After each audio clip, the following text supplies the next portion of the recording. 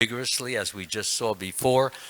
They're all expressing their indebtedness to Srila Prabhupada. That's their way of saying, thank you, Srila Prabhupada. Thank you, Spiritual Master. You've given me so much. This is the least I can do, and it's really nothing compared to what you deserve. So this is how we express. It does more than that, but when we dance and we chant and we clap and we look at the deities and beg for the mercy, well, showers and showers of grace come to all of us. It's invisible, but its effect is visible. And how is it visible? By all the dancing and the clapping and the chanting and the ecstasy and the trembling and the eyes opening and the sweating, and all that is a part of Krishna giving his grace. So I want to thank you all. In fact, I never, ever join in these on Sunday, but you all dragged me in. That's what it does. Yeah, I got dragged in, and then not only that, I started even dancing. I thought I have no energy left for the class. But by Krishna's grace, I still can talk. So, again, the title of tonight's talk, and I hope I'll be able to express the ideas which lead to this wonderful effect called Becoming Blissful Forever. Now, forever means no stop. It always goes on. It never stops. It goes on. It may slow down. It may become a little thin, but it's always going on. And that's because one is in touch with, one is connected with, one is related to the Supreme Lord Sri Krishna. When we have that relationship and it's going on, there is no reason for bliss to stop. And I'll explain that in a few moments. Let me first do the verse, if I may. And then we, those of you who know the verse, which is, as I said, 8-7. I hope I said 7. Well, I said the wrong one before, but it's the seventh, because I changed up. So, this is the Bhagavad Gita, the Song of God. And I'll begin now. Tasmat sarveshu kaleshu Mam anusmara yudyacha Mayarpita mamo buddhir Mam evasyasi yasamasayam. Is there anyone who would like to do this by himself? Yeah, go ahead, please. Tasmat sarveshu kaleshu Mam anusmara yudecha Mayarpitam no buddhir Manavesyasya samsayam. Anyone else? Thank you. Appreciate that. So, we will skip the word by word and we'll go straight to the translation. You know, this is not, my place marker got into the wrong place somewhere or another. Let me just check this a little bit more carefully, if I may. Yeah, the verse that I actually intended to do is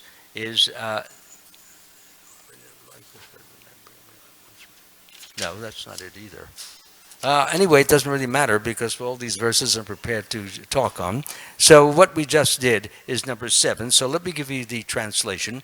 Therefore, Arjuna, you should always think of me in the form of Krishna, and at the same time carry out your prescribed duty of fighting.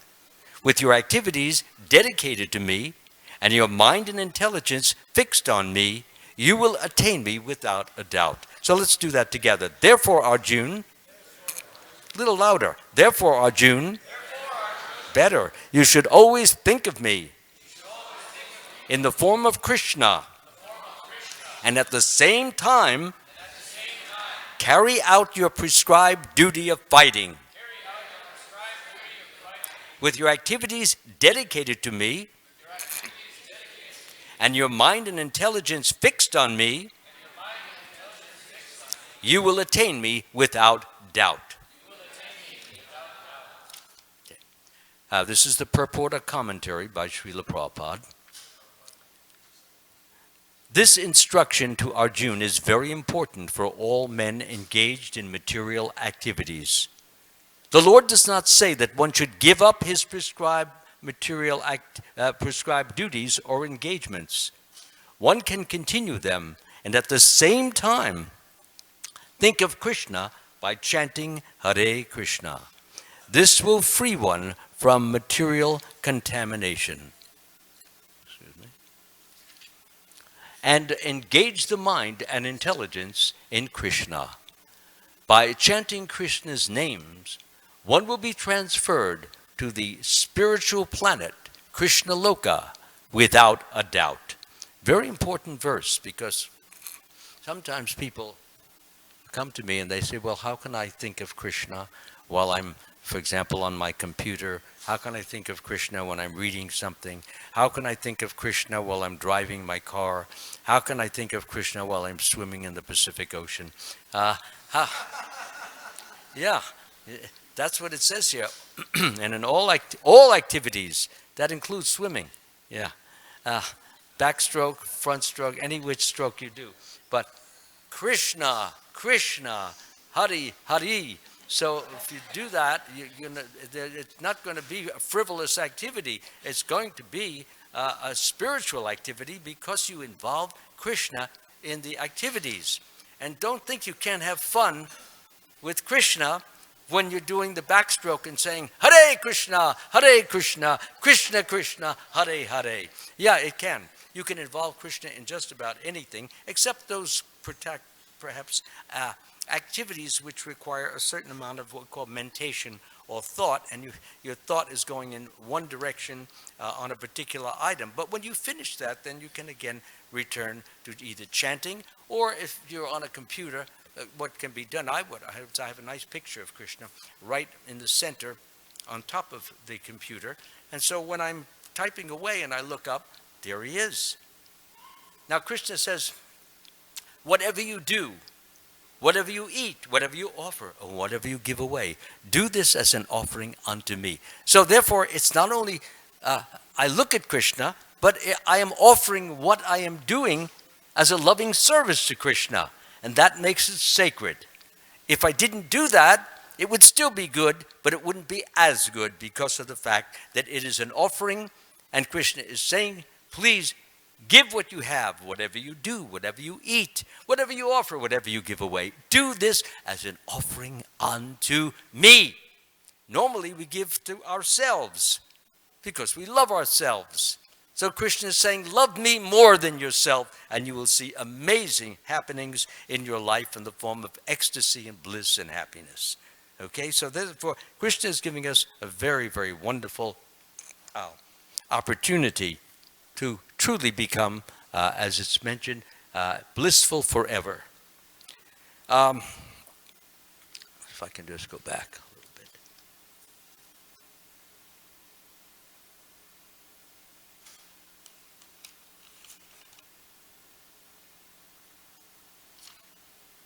Yeah. So to begin with, I would like to start out with if the child cries, you have to take the child out. I'm sorry. Thank you very much. Sorry about that. So I like to always start out with the understanding. First of all, Srila Prabhupada uses the word transcendental offer. Does everybody know the meaning of the word transcendental? Okay, some of you do and some of you don't. Shake your head no if you don't know the meaning of the word. You may have the idea, but actual meaning. Okay. So let me speak a little bit about that, because Prabhupada is always speaking that we have to rise to the transcendental position. That means we're on a lower position, and transcendental means higher position. So transcendental really means when we reach a plane of pure love, pure bliss, pure peace, pure knowledge. In other words, Krishna, that's what Krishna is. He is pure knowledge, he is pure peace, he is love, and he is knowledge, and he is that and so many more things. All positive, all beneficial, all helpful. So when we concentrate our mind, you see, on Krishna, what it is doing is that it brings his attention to ourselves. And in doing that, what happens is that he just doesn't look at us.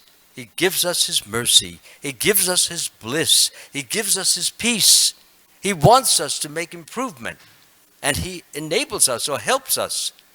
So after we are gazing at Krishna, or chanting his holy name, Hare Krishna, Krishna Krishna, Hare Hare, Hare Rama, Rama Rama, Hare Hare. When we're doing that, we're not just saying words. The child has to be brought out, please. This is what Prabhupada says. Go over his lectures, you'll hear the same thing. Please take the child out. So, as I was just mentioning, because I lose my place in thought, or my trend of thought. The important point is that in becoming, generally we are material. Material-minded means I'm thinking of my own sense pleasure. I'm thinking of my own bodily pleasure. I'm thinking of my own ego pleasure. Ego pleasure is, yeah, tell me how great I am. Tell me how wonderful I am. Glorify me. Applaud me. Hey, you hear the applause? So applaud me, glorify me, honor me, celebrate me. This is what we call ego. If we do that, what happens is that we become so in love or so infatuated or so devoted to ourselves. The result is that if anyone says anything against us, which we feel is a threat to our sense of importance, then we may get angry, we may get hostile, we may throw things at people, and as we hear in the news today, you may even shoot somebody. That's what's been happening today. Yeah, another shooting today. Every time, every day, especially in the schools, the kids that come to school now with handguns, and if somebody says something against them, it could be against religion, it could be against color, or it could be against their terrible grades, whatever it is. Okay, I've had enough from you. And you who like him, and all the friends. It happens, yeah. 4 or 5 yesterday that got wounded, another one got killed. So this is what's going on because people do not have sense control. They can't control their urges. They can't control their emotions. And what's happened is the false ego has become so big. A person thinks he's so great, he's so wonderful, he's so glorious. Don't you dare disturb my idea of how great I am. Any attempt will be met with gunfire. That's what's happening. I mean, when I went to school, which was quite a long time, I go way back, so I went to school, high school. I graduated in 1950, and I started in 1946. So there was no such thing as school shootings. That was incomprehensible. Nobody could believe that. Nobody could even believe that you can get a gun. At least where I lived, it was impossible. But nowadays, you see, with all the wonderful computer games, and you get a chance to kill so many people, boom, boom, ha-ha, I got 5. Boom, boom, boom, another 10. I'm a killer. Don't mess with me, man. That's the mentality. Therefore, what has happened as a result is the insensitivity. Insensitivity, that means if you go and you hit somebody, you don't feel it because it's just like a game. Click, click, click, click, he's dead. Now, he's dead. What's the difference between a dead man for real and a dead man on the screen? I've killed so many on the screen. Well, what's the difference, We don't even think of the consequences that can come, not only to the individual whom we harm, but to ourselves in the future, going to jail and going to trials and penitentiaries, what it does to our families, what it does to people whom we know. It has a ramifying effect. So, therefore, a person who is Krishna conscious will never do those things. It doesn't mean he can't commit violence, but he commits violence for the sake of righteousness. Like Arjuna he was a warrior. He was a killer. But he killed for goodness. He killed for the king's necessity of righteousness. The whole war of the Kurukshetra was about one of Dhritarashtra's sons, Duryodhana. He committed a terrible, terrible sin. He made a promise that after the Pandavas would go away for, I think, 13 years. And when they came back, they would get their land back. But when they came back, what did he say? I will not give you as much land as a pin could fit on that space. So, what is you going to do? They're warriors. Yudhishthira, Arjuna, Bhima, and the twins. They're warriors. Their business is to protect. Their business is to guide. Their business is to exalt. And so what happens is that finally, after attempted negotiations, even by Krishna himself, the Lord, they refused to give back that land. And it was an enormous amount of land, number one. It was very rich in so many different areas, produce, agriculture, diamonds, rubies, gold, you name it, they had it. So therefore the Pandavas finally engaged in a battle. And this Bhagavad Gita is a discourse that takes place on the battlefield just before the war. So what happened was that Arjuna, in the early stages, the beginning of the Bhagavad Gita, he doesn't want to fight for a very interesting reason, and that is that he didn't want to kill persons on the other side who were his friends or relatives, or might be a grandfather or uncles, like that. And why is that? The reason it is that he was identifying himself, and this is what we all do. We identify ourselves with the physical body. This is me, me, me, me, me, me, and don't mess with me. Okay, that's the idea. This me is sacrosanct. This me is all important, and I want you to know that. And if you don't honor it, beware. So therefore, this is what's going on. That's why there's so many killings going on, because people are so in love with themselves that they can't bear the slight threat to their little false identity. However, in Krishna consciousness, we don't have such an idea. We know who we are. And who are we? Who are we? Come on. Who are we? Come on, give me. Huh? Spirit soul, yes. We are the soul. And where is the soul? Right in the heart. And next to the soul is the super soul. Man, Superman. Okay? So we've got both there. Yeah, it is super. That's why everybody goes to the movie Superman, because somehow intuitively they feel that there must be a real Superman, and there is. It's called Super Soul, Atma, or Paramatma. So a lot of people don't think about this, but why are we driven to that? Because Superman has many of the opulences of the Lord. He has beauty. Superman is handsome. He has wealth. Superman, of course, he plays the part of Clark Kent, the low-down reporter. But he has everything he needs. He can have mountains of gold if he wants, because he has the power to do it. So beauty is wealth, and he has strength. There's nothing that he can't lift. He lifts airplanes, he lifts tanks, and he can lift a mountain. And Krishna did that. He lifted Govardhan Hill on his little left pinky for 7 days. Could you believe it? 7 days he had it on his finger, and he wasn't even hungry. And you know what else? All his immediate family, like Yashoda and Nanda and all of them, they came under the umbrella, because King Indra, he created a big devastating rainfall, which everyone was sure to die. In fact, people almost did die until Krishna picked up that mountain, and everybody came under the mountain as an umbrella. So he shielded them. He helped them. And here's what I was about to say. Nobody was hungry. Nobody ate anything, because everybody was sitting there completely full. Well, when you're full, you don't want to eat. They were just eating up the beautiful vision of Krishna. They were looking at his beautiful face. That was the feast. They were looking at his gorgeous lotus-like eyes, feasting, and his beautiful smile, feasting. They were looking at his beautiful form, and as he was holding up, the hill, they could see, the muscles and so forth. He wasn't too muscular, by the way. He never went to the gym.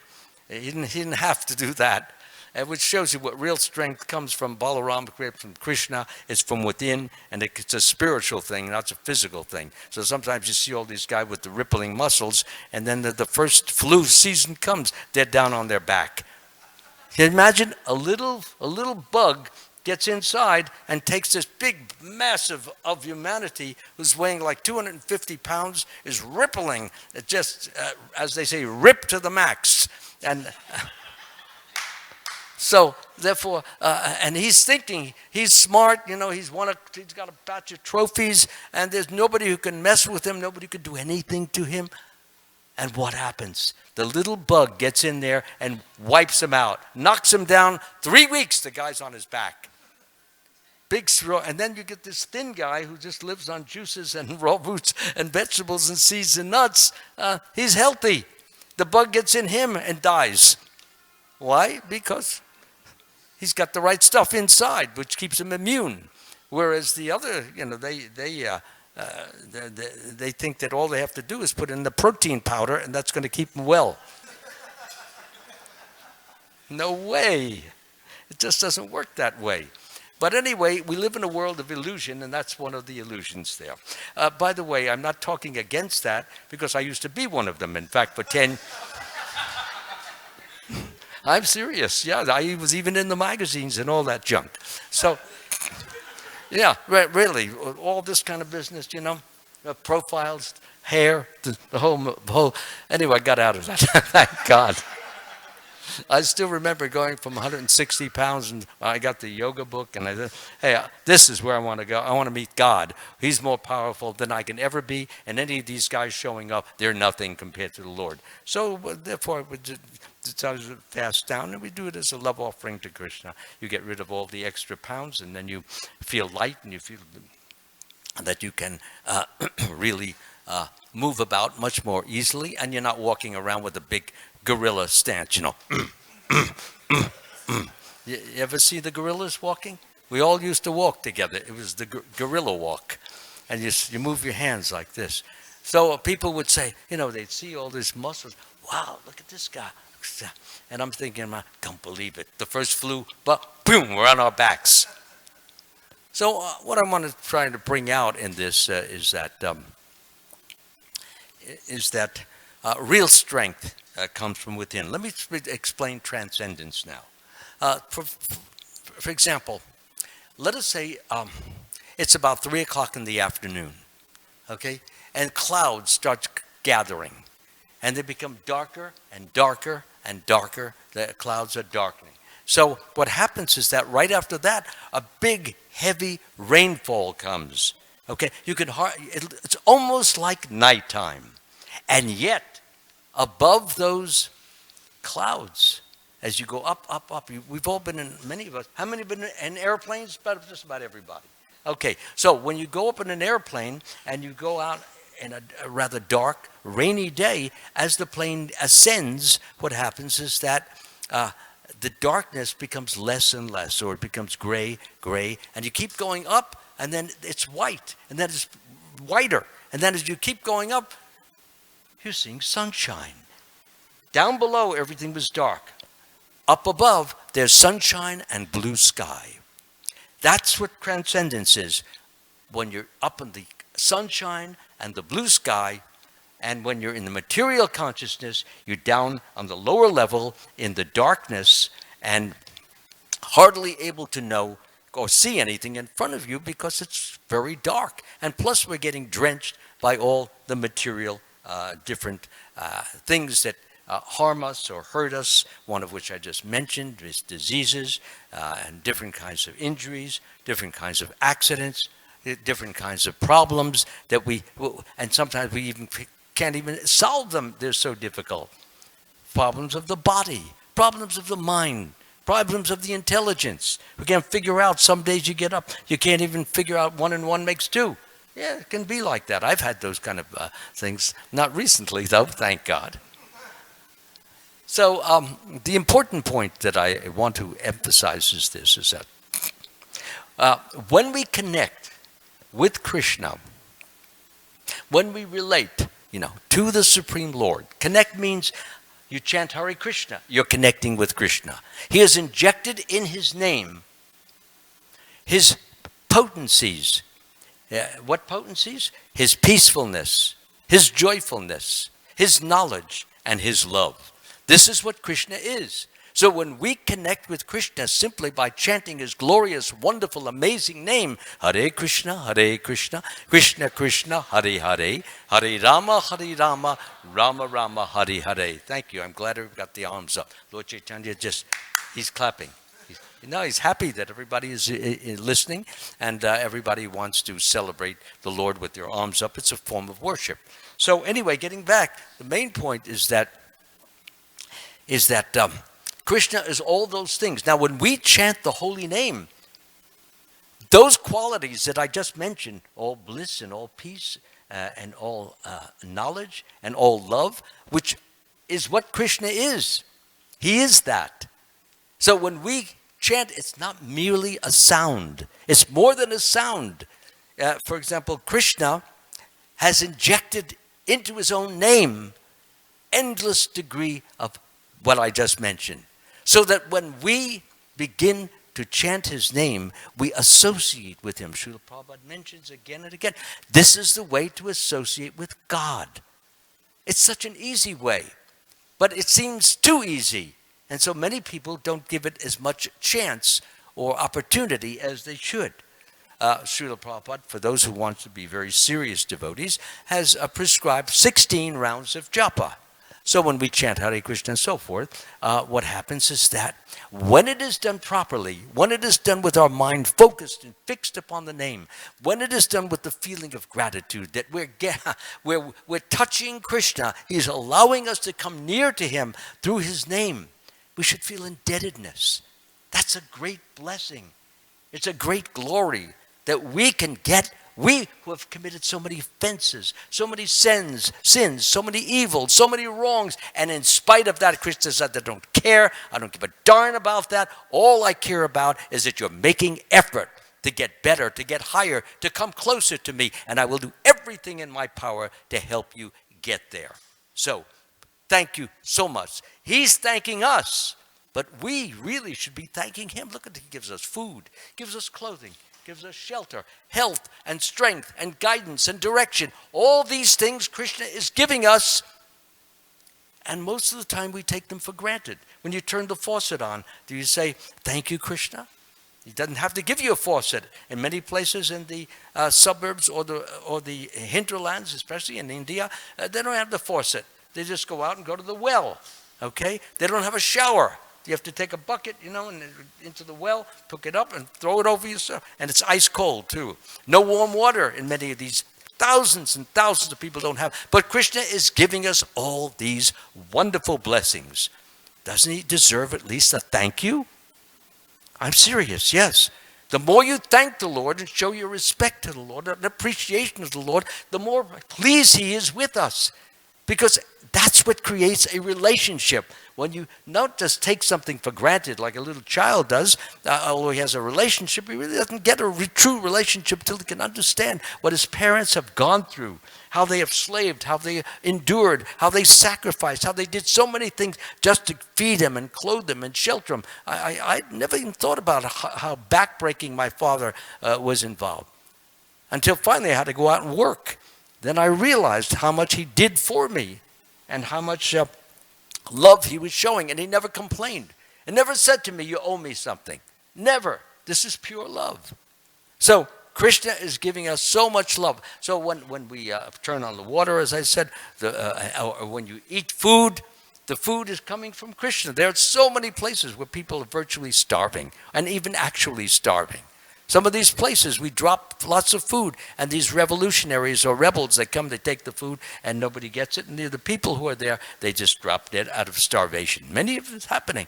So we are very blessed, and we have to count our blessings. And if we don't, rest assured, they will in time be taken away until we finally can understand that Krishna is in charge.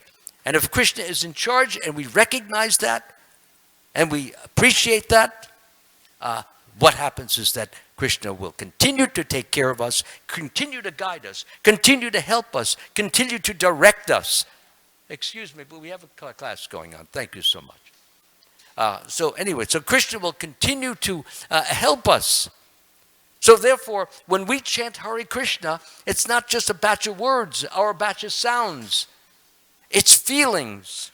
feelings, as I've just said, of appreciation, of gratitude, feelings of affection. Lord, you're doing so much for me. Please take my love. It's so small, it's so insignificant. I owe you so much more, but it's the least I can give you. Krishna likes that. He likes it because we're not taking anything for granted. You know what happens when a person takes things for granted? It means he's very proud. It means he's very uppity. It means he thinks he's superior to everyone. I'm so great, I'm so grand, I'm so glorious, I'm so wonderful, so you should all celebrate me, applaud me, look up to me, bow down to me. This is the mood of a person who never says thank you. There are some devotees I see. Sometimes I go around the flowers. Some devotees, they say thank you very much, or much appreciated or something like that. But then there are some devotees that say, okay, go on to the next. Yeah, it's appreciation is a great virtue, and every devotee should have it, starting from Krishna, starting from Srila Prabhupada. Actually, that is our greatest blessing, that Prabhupada came here, and he's still sitting here, and he's still blessing us, and I wouldn't be speaking if he wasn't. And so that is really, it's glorious. So as I mentioned from the very outset of today's talk, becoming blissful forever, the more we chant Hare Krishna in the proper mood, the proper understanding, with the proper degree of affection and appreciation and gratitude, when we do that, what happens is, as I said, Krishna continues to help us. He continues to pour what does help mean? Help means you get more intelligence. Help means you feel more love for him. Help means you appreciate other people more. Help means you give up your hatred. Help means you increase your love. That's what help means. And when Krishna gives you that, and some days you're saying, I feel great. I feel wonderful. I feel so uppity up. Wow. Where's this coming from? It's coming from Krishna's grace. That's where it comes from. And when Krishna gives you that happiness that you feel within, what do? Thank you, my Lord. You bow down. You put your head on the ground. Thank you, Srila Prabhupada. If you hadn't come, I wouldn't be feeling this infusion of happiness that is just completely overloading me. Thank you so much. I push and I wish and I beg that you please, I know I deserve much less, but if you can continue that so that I can go on and share more and more of your wonderful, glorious philosophy and glorious chanting of Hare Krishna. We have some wonderful chanters here, wonderful drummers here. I saw that. How many here were in the kirtan tonight? Well, then you saw what was going on. It was incredible. Even I got into it. That's rare. I never get into these things. But I was swept up and drawn into this blissfulness that was coming out from the leader and some of the others who were playing the instruments. This is what we are all about. This is what we need to achieve. So when we give out books, our prayer should be in our heart. You don't have to make a big show. But on our prayer, please read this book. You should say it also. Please read this book. Please try to understand this book. If there's anything you don't understand, put your phone number down there. Let them call you. Make it personal. Make a relationship out of it. And then you, little by little, a person comes and he doesn't just come for the food. He comes for the philosophy too. And he begins to apply those points that you're making because you've made them graphic and clear. So, therefore, we want them to what? We want them to read the book. We want them to understand the book. We want them to apply those. We want them to share the book with others. And that way, the distribution is complete. Right. Haribol. I'm not clapping for myself, but this is Srila Prabhupada's instructions. He says, don't just sell the book. He says he wants to try to give this person, let him know you're giving him the greatest gift in the world. And if he knows he's getting the greatest gift in the world, and he can't figure out why you're saying this, but he'll be in suspense. He'll be surprised. He'll be inquisitive, and he'll want to start reading and more. You show him some of those far out pictures. Here you go. You show him any of these pictures. Person looks at this. Yeah, look at this. A half man and half pig. Isn't that amazing there? So as soon as you see that, I mean, even if you don't care for the philosophy, you have to love the pictures. Really. So therefore, what I'm simply saying is this, is that I want to promise from everybody here Like they do on the Christian radio programs. I want to promise. First of all, how many of us are chanting 16 rounds? Raise your hand.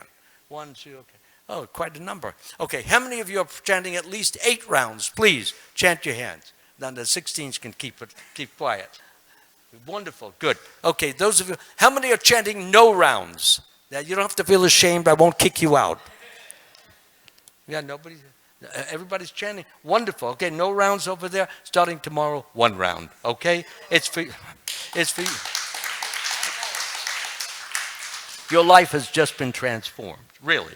Once because you have to Hare Krishna, and all you have to do is just 1 round, 16. You have beads. Wonderful. Okay, so you just go around once. But if you want to do 2, if you want to do 3, don't let me stop you.